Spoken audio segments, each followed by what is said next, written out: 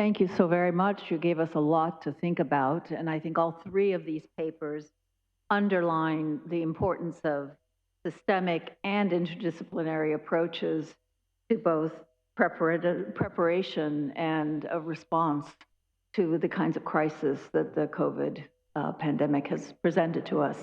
So I would like to open it up now for half an hour of conversation and questions and discussion. Please. He's first. You were at my. Please, Ashid, and then you. Thank you.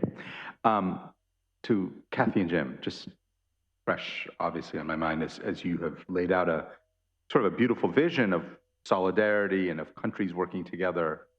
And yet, and that's something that many of us early in the pandemic called for, a much more global response to a global pandemic. And yet what we have seen is vaccine nationalism, promised doses getting shut off, people hoarding, people really fighting against trying to cut bigger and bigger slices of a smaller and smaller pie.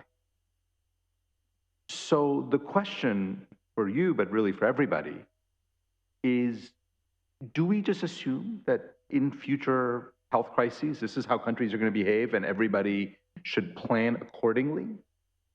Or is there an approach that says, no, one can be realistic to hope that we can act better next time? I realize that's an impossibly hard question, but I just want to put it on the table. I'll take a quick crack at that. If you want to add to it afterwards, you can. I think natural selection has made human beings a complex mix of competitive and cooperative, and you never know which one is going to prevail in any situation. So I can still hope that the one that didn't particularly prevail this time can prevail next time. And it's just a hope. Well, and I have the hope or expectation that at the international level, some new rules and procedures can come out of this and to become one of the silver linings. And institutions, you need institutional support. I wouldn't wait for everybody to act perfectly without a little nudge. Next. Thank you. I have a question for both Cathleen and for James. Thank you very much for your presentation, which I liked it very much. To Cathleen, I'm sure that you read or happen to know about the book published in 2019 by Darren Walker. He's the president of the Ford Foundation. The title of the book is revealing. The title is From Generosity to Justice.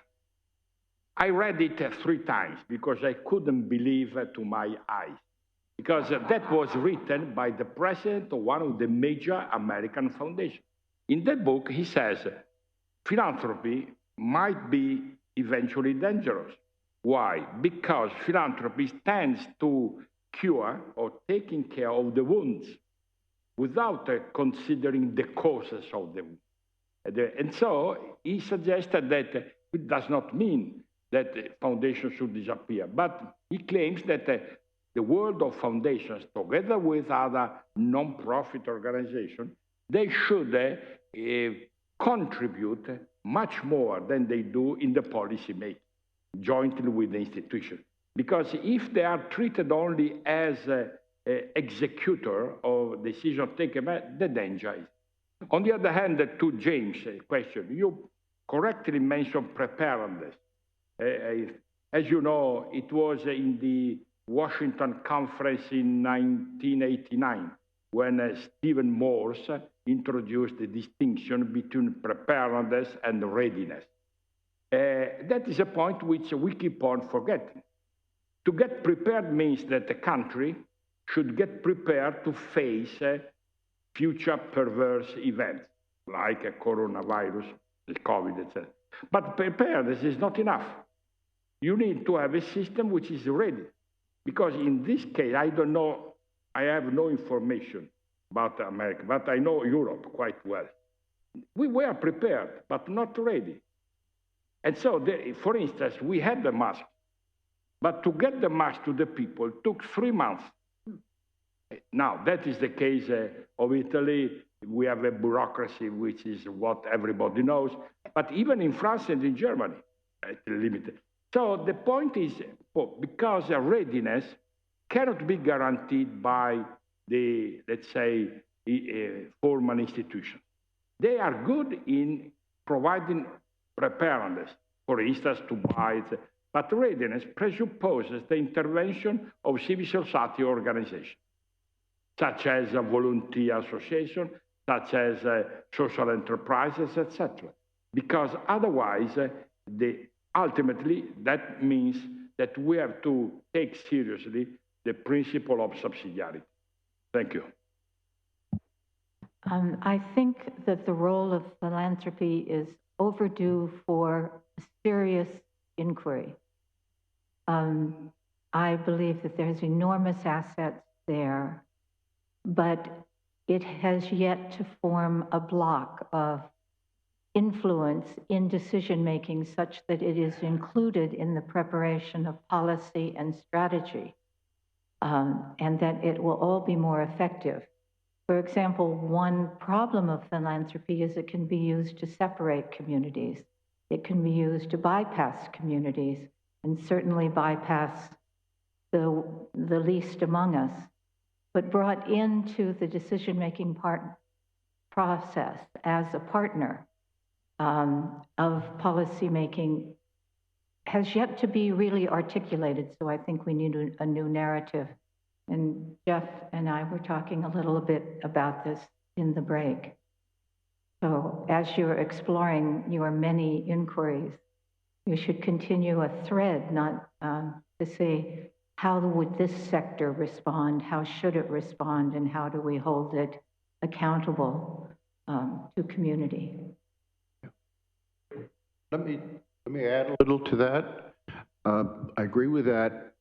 And let me say that philanthropy really can only be a supplementary or second best kind of solution. It's the very nature of philanthropy is that it's elitist. And so when I say that our great interest is in greater wealth equality, part of that is that, as I tried to say in my talk, that allows the whole society to be more generous. But the trend is the other way. And so right now, money is flowing to the top, much more than I think is healthy. But therefore, the role of philanthropy becomes very important because that's where the money is. And so it's not a really desirable answer that we depend on philanthropy to make public policy, but it's better than not having it at all until we can correct the more fundamental problem, which unfortunately is moving the other way right now. Thank you for both. Yeah.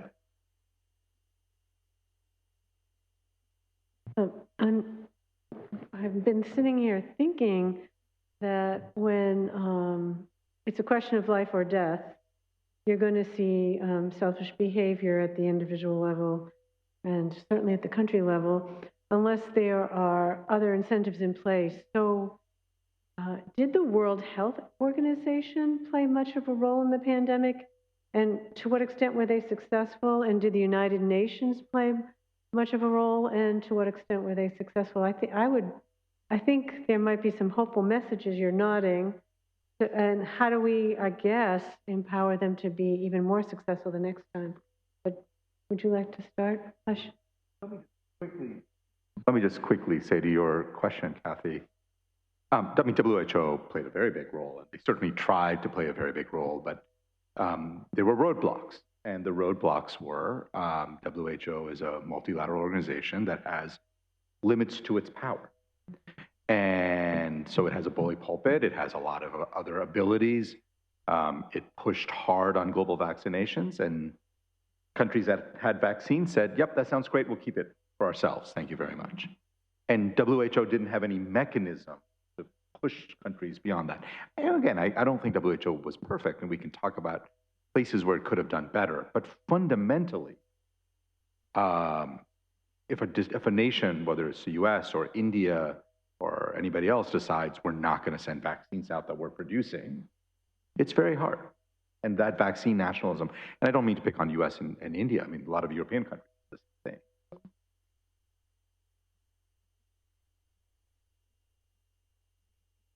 Jeff, then Gunia, then Melissa. Yeah, let me say a few words about diplomacy. Diplomacy can work because there are actually just a few key actors that have a disproportionate possibility to forge solutions.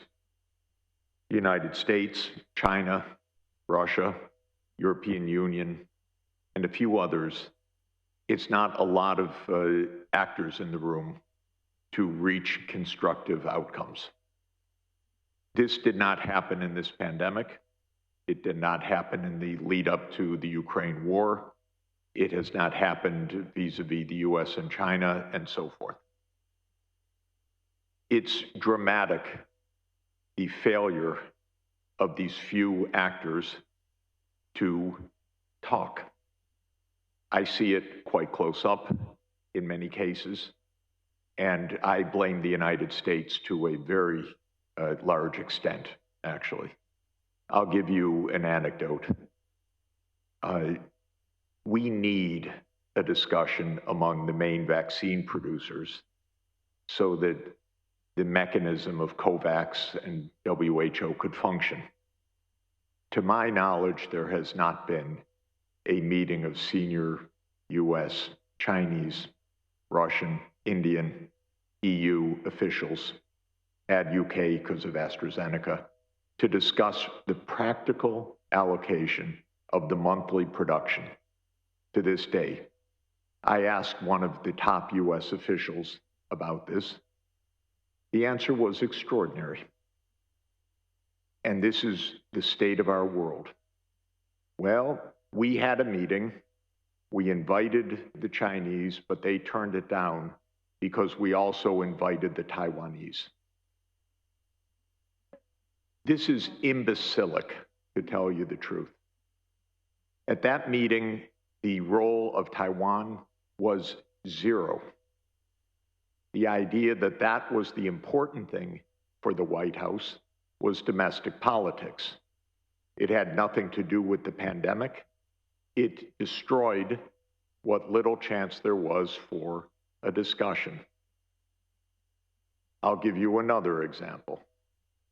At the beginning of the Biden administration, the order was given for several months, no discussion with Chinese counterparts. That was an all-of-government mandate. Several of us have very high-level contacts in China on many things, in my case, on the economic sphere, among top technocrats, and I have top contacts with people in the administration. They could not speak with people that they had spoken with for 20, 30, 40 years. Why? Because we lose when we discuss with China was one of the ideas. We had the strategic dialogue. That doesn't work. We need to get tough, whatever it is. I'll use the same word, imbecilic. How can countries maintain peace in this kind of approach? It's impossible. For months, actually it's years in the lead up to this disaster in Ukraine, the Russian government has said that they have deep security concerns over the expansion of NATO. The United States has never allowed this to be a topic of discussion between the countries. In fact, we mock it. We say it's ridiculous. Why should they care about this peace-loving defensive group? And we can't understand anything of what's happening. So we're failing in the most basic diplomacy. That's why institutions like WHO can't function. They can't function when the leading powers don't even talk. And this is what's happening in the world. If you read our press in the last few days, it's beyond the worst. You can't find out anything really going on anything. Everything's self-congratulatory. Today, Krugman has a completely foolish column. Russia's a Potemkin economy. It's all ridiculous. He gives false numbers, by the way. I don't know if he understands the numbers that he cited, but they're wrong or deeply misleading. But the whole idea is insult. It's ridiculous. Russia's failed. This is 4 days into a disaster. And now all the triumph of how our sanctions have worked. And we're talking about a country with 6,000 nuclear warheads, and there's a lot to come. We're a little crazy right now in our inability to have discussions with others. That is what is happening. And that's why the Pope's encyclical is so profound and essential, Fratelli Tutti, because it's about one thing: talk with respect to the other side. That is a program of peaceful engagement. So Jim's exactly right. Of course we could cooperate. And one of the most interesting facts, and I'll just finish here, of all of the experimental game theory is a very, very basic idea. Okay? You give the prisoner's dilemma experiment. If you give it to economics students, they all cheat. That's the first point, because they learn in class that the only rational thing to do is to defect. It's literally true. If you give it to nursing students, they almost all cooperate, because they can't even imagine what is the point of this game. If you give it to normal people, you get about half cooperation. Then the fascinating thing is, if you allow people to talk beforehand, the game theory predicts that has no effect. That's what economists call cheap talk. It doesn't bind you. You can say anything. Then you play the real thing. So what all of our game theorist experts who are international relations, strategic planners, RAND analysts say, well, there's no point in talking. But if you do this experimentally, you get the most phenomenal point. Cheap talk, quote unquote, leads to nearly 100% cooperation reliably. You let two people talk, they figure out the prisoner's dilemma. They solve it by cooperating. Talking is really a wonderful idea. That's my conclusion. It's a wonderful conclusion. Dialogue. Yes, there are some exceptions, even within economics. There are some exceptions, what you said, within economics, fortunately. But dialogue, a duty to others, collaboration, these are all things that we need to be nurturing in education. Let's begin with that, but across diplomacy. And if we don't find ways to interrupt the status quo, and I have a feeling my partner to my left is about to skip the line. This is the difference between Gunisha and Stefania, Melissa and Stefania. Okay, sorry. Very quick. 1 second. 1 second. That's the difference between a Swiss and an Argentine. Yeah. 45 years. 1 second. Jeff, the other side of Fratelli Tutti is listening. And, well, that's. Now, this is going to be quite a trick, I was on fiscal policy and not diplomacy. But you found the linkage back to the fiscal policy from the diplomacy by talking about cheap talk, cooperation, talking, and dialogue. Because I wanted to circle back to the issue of what can philanthropy actually do in terms of public spending.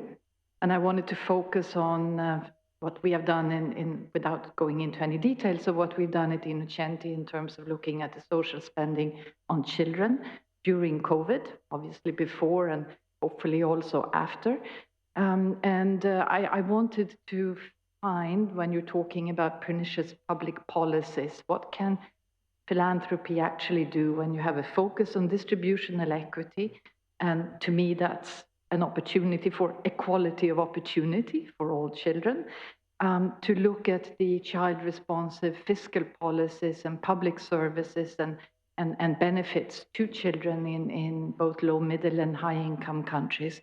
The role that philanthropy, which focuses on these important issues of inequalities and equality of opportunity for children, can actually do to help leverage that into the social spending for children and in terms of fiscal policy and other issues, which are very, very important, both during a pandemic and obviously for society altogether.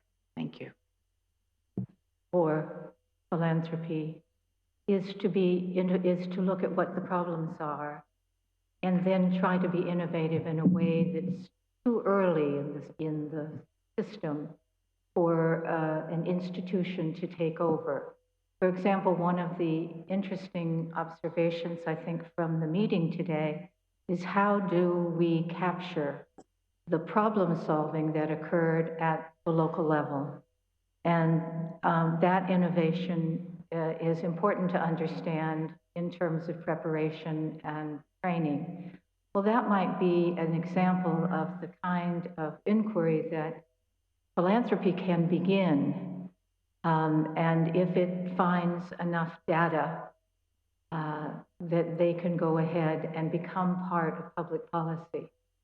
So I see it as innovators and picking up threads that have not been exhausted. There's also, I suppose, a role, if there's a more integrated approach, is to working with say a school system to find out, well, what were our particular needs, for example, in Boston? And are there any needs that could be contained or improved by the resources that we may be able to identify? So it may not be of much interest, but whenever I have something that I'm looking at, I'll often invite other foundation presidents and professionals to come to lunch at my house and to find out what they think about it, to see if they have any background. So it's the yeast. If it's one role is the yeast. And I'll defer to my husband.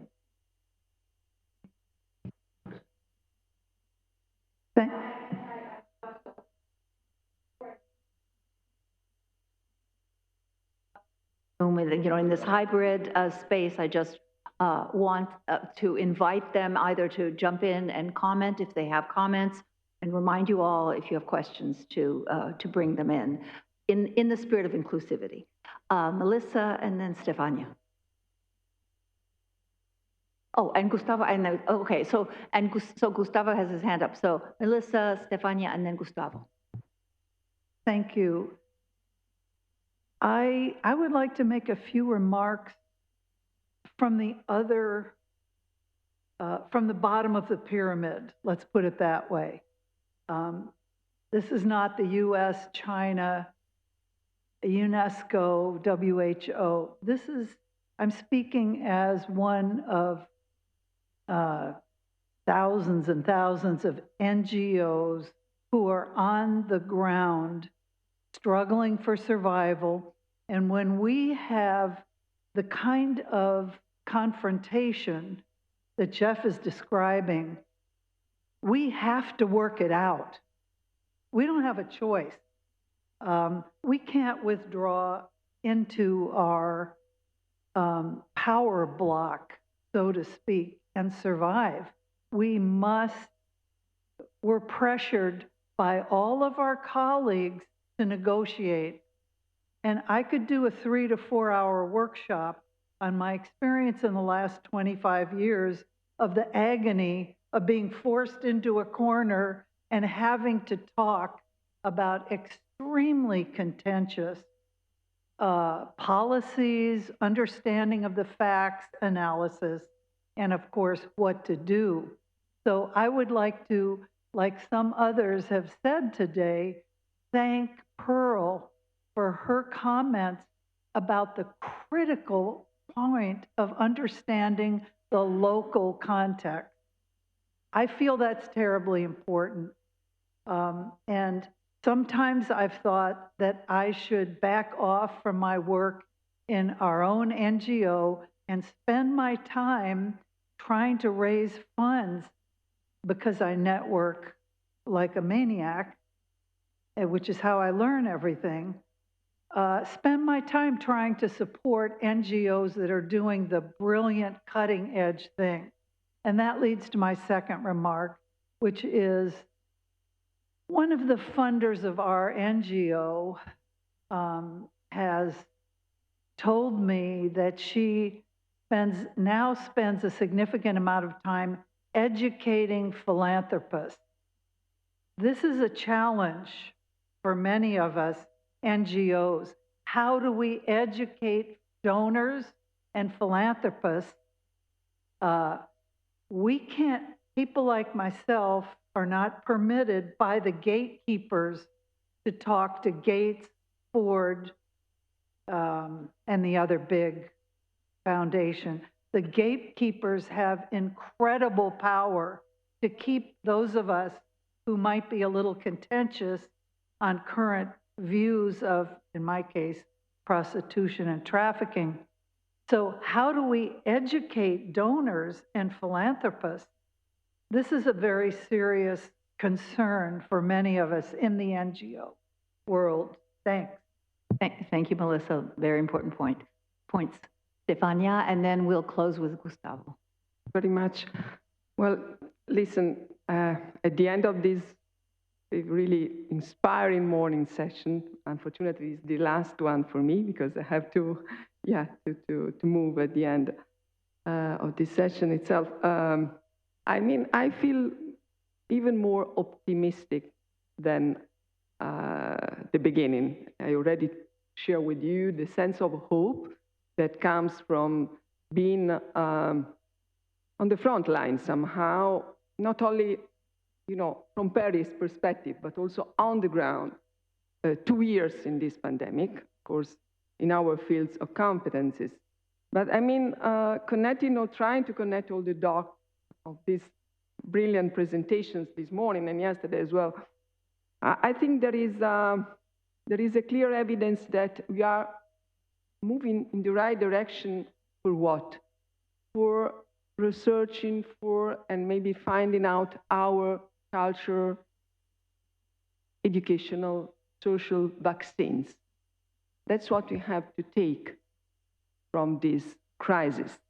And why I feel a bit more optimistic, because there is a common understanding about you know, the impact, the huge impact of this tsunami of psychosocial pressure, quoting from Sebastián, with short-term and long-term consequences. We know a little bit more about the first ones, including immigrants and all the most vulnerable, hardest hit. We know a little less still about the long-term consequences, but we know for sure that this impact obliged all of us to find a shift of paradigm, a really dramatic change. And there are some concrete proposals that we heard also this morning in terms of new measures. I love very much, and I would like maybe Sebastián, to ask Sebastián to elaborate a little bit more on his proposal about innovation in grants, really taking an interdisciplinary approach in terms of investment and translating these measures in policies. So from the policies perspective, I see also, maybe not yet, Jeff, a clear action plan, but we have the methodology to follow up and to see how we can really have it. And I also see a clear picture in terms of the cultural change we need, just building on the brilliant point made by Stefano before.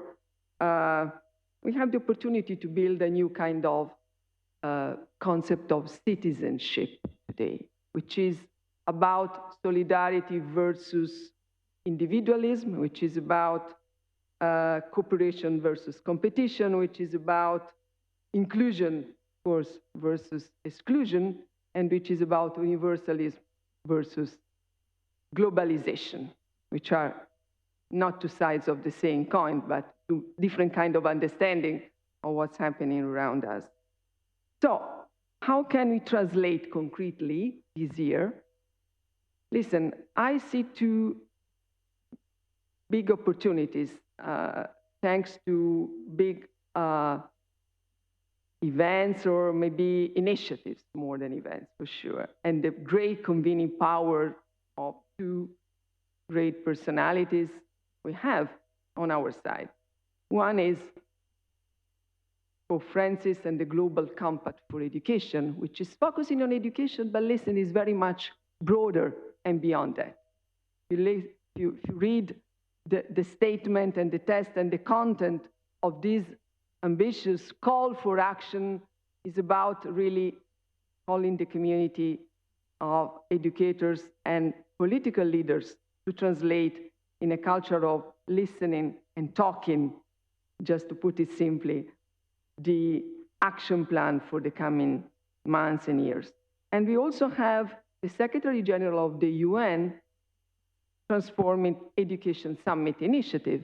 Still, it's about education, maybe not by chance, because we see that education can really play this role of cross-cutting policy and sector to bring all together the dimensions, protecting biodiversity and taking care of the planet and the environment, which is a part of the agenda, which is not a responsibility of educators or ministers of education, but a real shared responsibility with the government.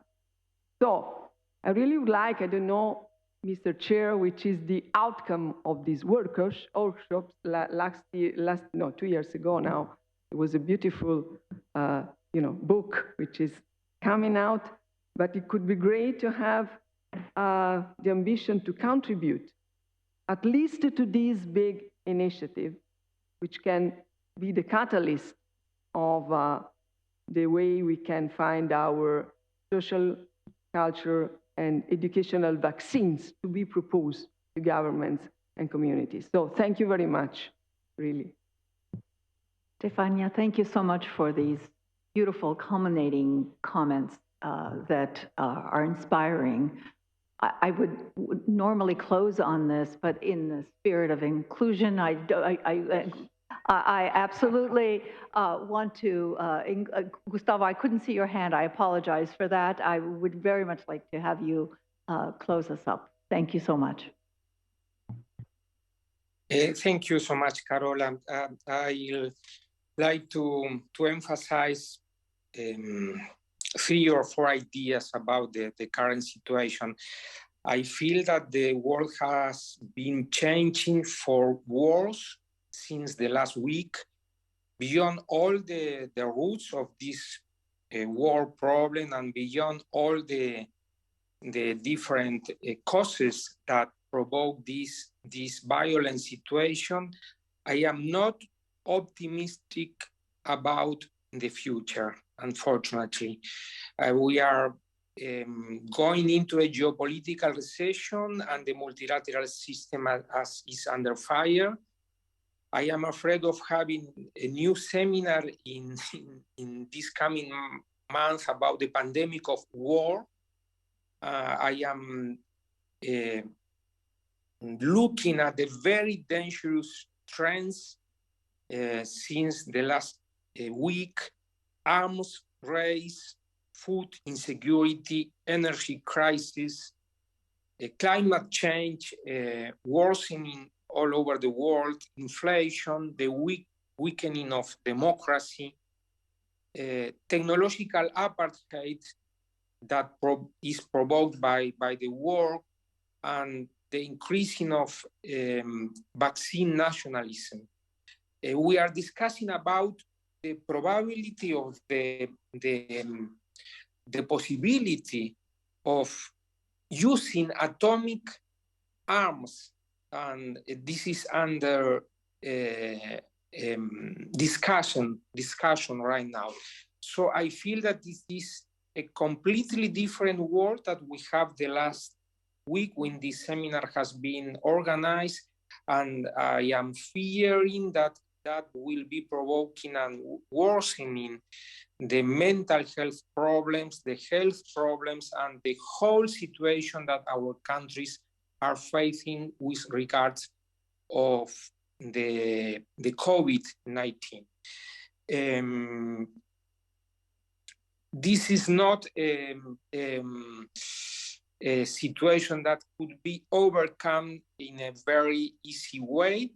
And the seriousness of this situation is a regression for the whole world beyond all the causes that has been provoking this very sad moment. So more than ever, the words of our Pope Francis calling for peace, for cooperation, for fraternity are the main important way that we have had to consider in these very difficult times.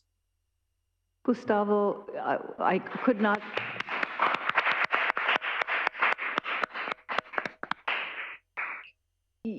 Gustavo, you make very important points. I think Jeff would be at the same end of the spectrum in pessimism that you, and I think we all are trying to walk a delicate line between pessimism, optimism, and realism.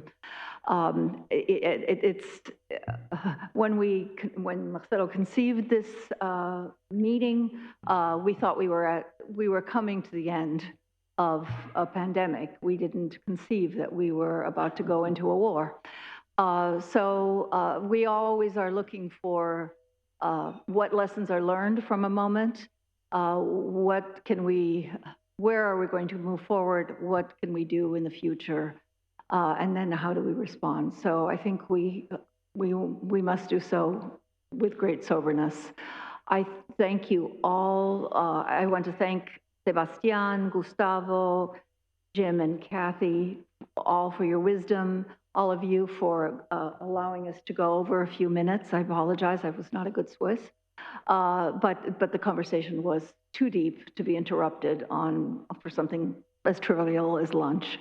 So I thank all of you, and we look forward to rejoining soon. Thank you.